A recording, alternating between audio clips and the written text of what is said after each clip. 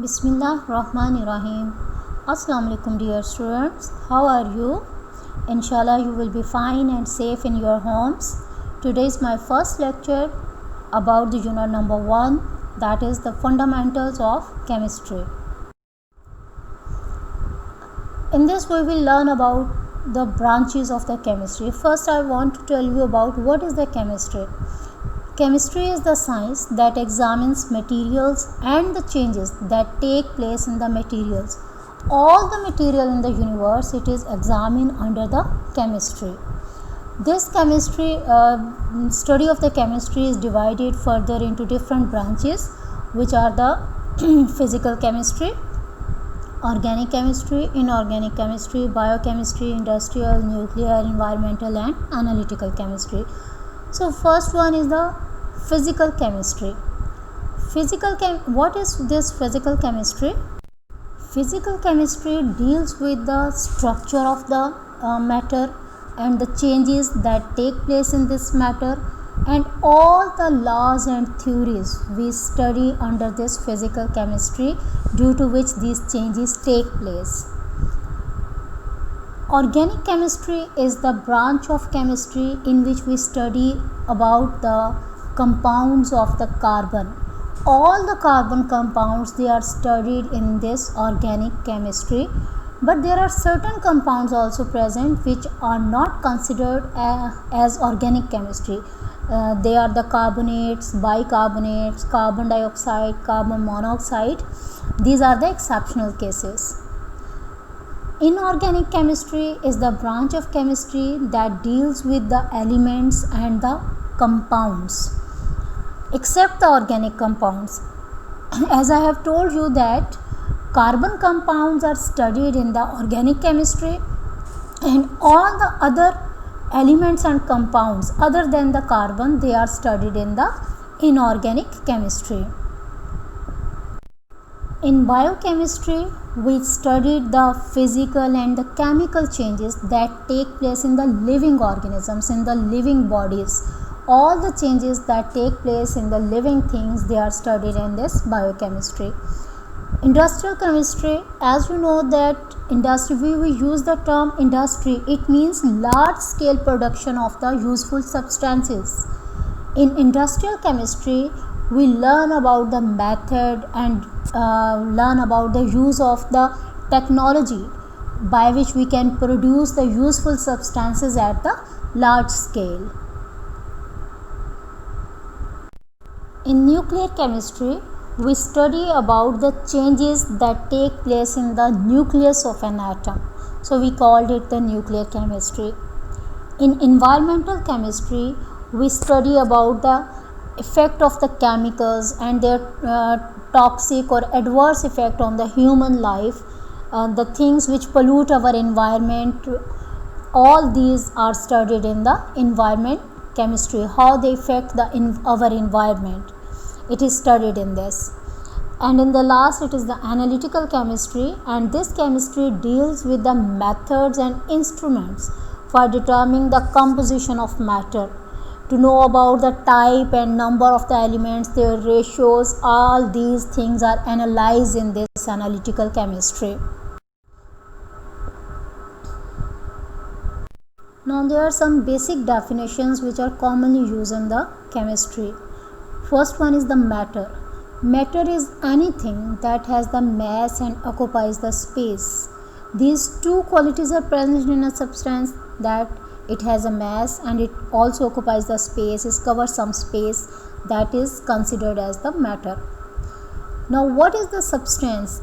Any matter that has a particular set of characteristics, means it will show some particular properties that differ the characteristics of another kind of matter, means a substance have a particular characters, and on the basis of these characters it can be differentiated from the other matter. It is called the substance. Element, a substance that cannot be converted to other simpler substances. It is already a simple thing, cannot be changed into any other thing. So it is the simplest substance, that is called the element. Atom is the smallest particle of an element that cannot be divided further. Elements are made from the combination of atoms. Same type of atoms combine together to form the element, or atom cannot be divided further. It is the smallest particle. You cannot divide it anymore. Compound is a pure substance that consists of two or more elements held together in fixed proportions. It means a pure substance is formed by the combination of elements. These elements may be the same, these elements may be the combination of the different elements it is made. For example, carbon and oxygen, they combine together to produce the carbon dioxide. So carbon dioxide is a pure substance. It is a compound formed by two different elements. One is the carbon and other is the oxygen. Both carbon and oxygen, they have combined together in a fixed proportion. Now why we say that it has a fixed proportion? As one atom of the carbon and two atoms of the oxygen, they are combined and then carbon dioxide is formed. So it has the fixed proportion, and they are bind together by the natural forces. These are called the chemical bonds. Means there may be some chemical bond will always present in a compound. In the last, it is the mixture, an impure substance that contains two or more pure substances. Compound is a pure substance while a mixture is an impure substance, and this impure substance have two or more pure substances, but these two pure substances, by mixing together and in mixture we obtain, in this mixture the pure substances, they will retain their individual chemical characteristics, mean their properties will not change. After the formation of a mixture, their ingredients will have their own characters as such. Just like when you are going to mix the sand and salt, a mixture is formed. In this mixture, sand will have its own characters, salt will have its own character, and when you will mix them, sand and salt mixture is formed. No change in the salt and no change in the sand will take place.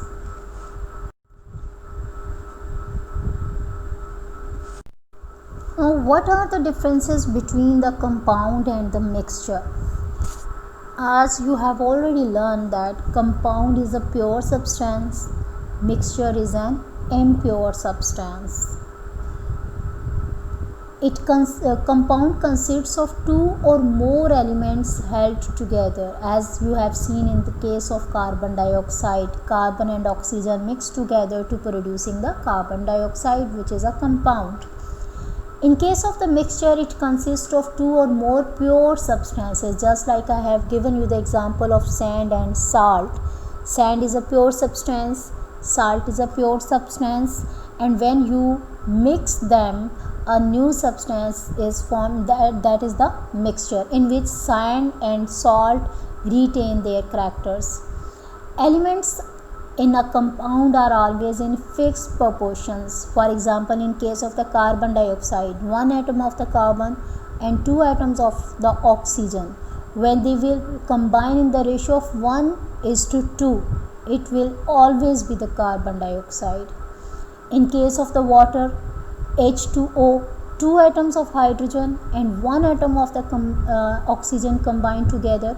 So when hydrogen and oxygen combine in the ratio of 2:1, the product will always be the water. So elements are always in fixed proportion, while in case of the mixture, substances are not in the fixed proportion.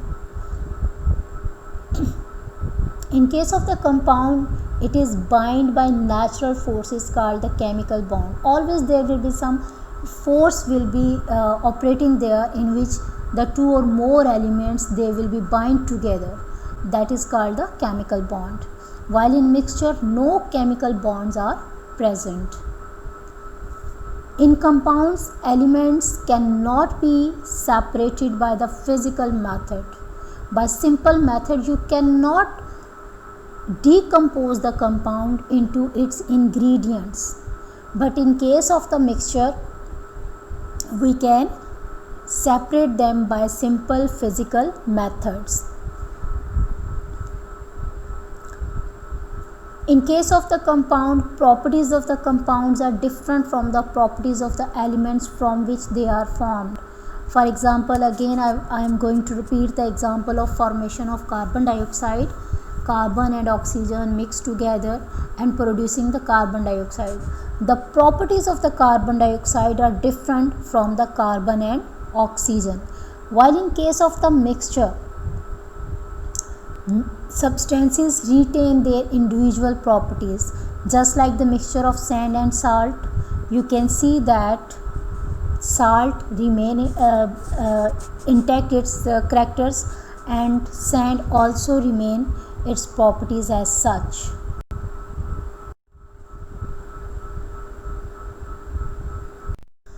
I think now easily you can define the mixture, as I have explained you well. Now, what are different types of the mixture? There are two main types of the mixture. One is the heterogeneous mixture and other is the homogeneous mixture. In case of heterogeneous mixture, a mixture that consists of two or more visibly different components, that is called the heterogeneous mixture. For example, sand and salt. You can clearly see the sand and salt separately. So it is a heterogeneous mixture. In the same way, oil floating on the water, you can see the oil on the upper layer and water in the lower layer easily. They do not mix together.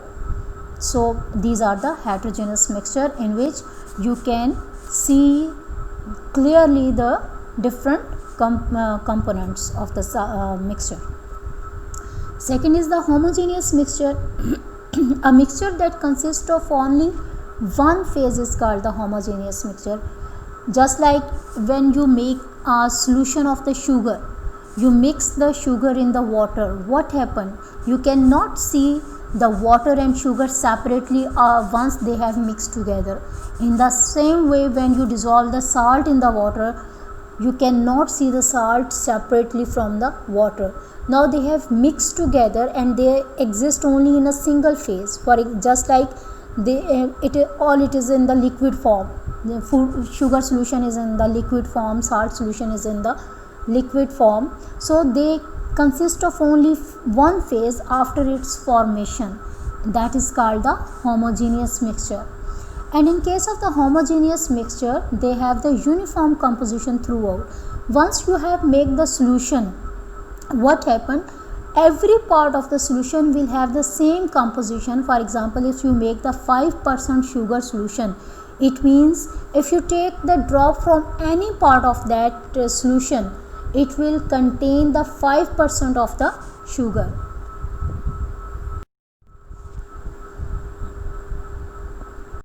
What is atomic number and the mass number? Atomic number is the number of the protons in the nucleus of an atom. And total number of the protons and neutrons present in an atom is known as its mass number. Here you can see three different atoms: hydrogen atom, helium atom and the carbon atom. I think you are well aware of the basic structure of the atom, that it contains the electron, proton and neutron. In case of the hydrogen atom, you can see that this P is equal to 1. P stand for the protons, N stand for the neutrons, and in the circle you can clearly see that electrons are present in the form of the dots. The number of the protons which are present in the nucleus of an atom, they are called the atomic number. Hydrogen, has only one proton. It means atomic number of hydrogen is 1. In case of the helium atom, you can clearly see that there are two number of the protons. It means the atomic number of the helium is 2. And in the same way, the carbon atom, there are the 6 protons. It means the atomic number of the carbon is 6. So atomic number is the number of protons in the nucleus of an atom. Now when these protons and neutrons combine together, your total number of these protons and neutrons in the nucleus of an atom is known as the mass number. In case of hydrogen atom, there is no neutron, so the atomic mass or the mass number of this hydrogen is 1. In case of the helium, there are 2 protons and 2 neutrons. It means the mass number of helium atom is 4. 2 protons plus 2 neutrons, total will be the 4. It means 4 is the atomic mass or mass number of this helium atom. In case of the carbon, there are the 6 protons and 6 neutrons. It means mass number of the carbon is 12. Now we can calculate, if we know the number of the protons, we can calculate the number of neutrons by the formula given here. So number of neutrons are always equal to the mass number minus atomic number.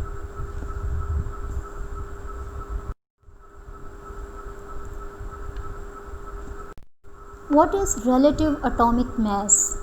An atom is extremely small particle. That's why we cannot determine the mass of a single atom. However, it is possible to determine the mass of an atom of an element relative to the another atom experimentally. In this case, we have taken the carbon as the standard, and we determine the atomic mass of all other elements by taking this carbon 12 as the standard. So the mass of an atom of an element relative to the mass of an atom of the carbon 12 is called its relative atomic mass. And in the same way, atomic mass unit is the one atomic mass unit is defined as a mass exactly equal to 1/12 the mass of the one carbon 12 atom. One carbon 12 atom atomic, this it is the atomic mass of the carbon. Atomic mass of carbon is the 12. So the carbon atom which has the atomic mass 12, we considered it as the standard, and all other elements would determine the mass of all other elements by taking the relative to this carbon 12 atom. So mass of one carbon 12 atom is the 12 atomic mass unit. As I have told you, we considered it as our standard. So one atomic mass unit will be equal to the mass of one carbon 12 atom divided by the 12. Automatically it will be equal to one atomic mass unit. Here the example is given that hydrogen atom is 8.40% as massive as the standard carbon 12. So how can we calculate the relative atomic mass of the hydrogen? Simply the percent of this hydrogen atom, that is the 8.40, divided by 100, and we will multiply it with 12 atomic mass unit. Why we have multiplied it here with the 12 atomic mass unit? Because we have to take the mass of hydrogen relative to the mass of the carbon 12.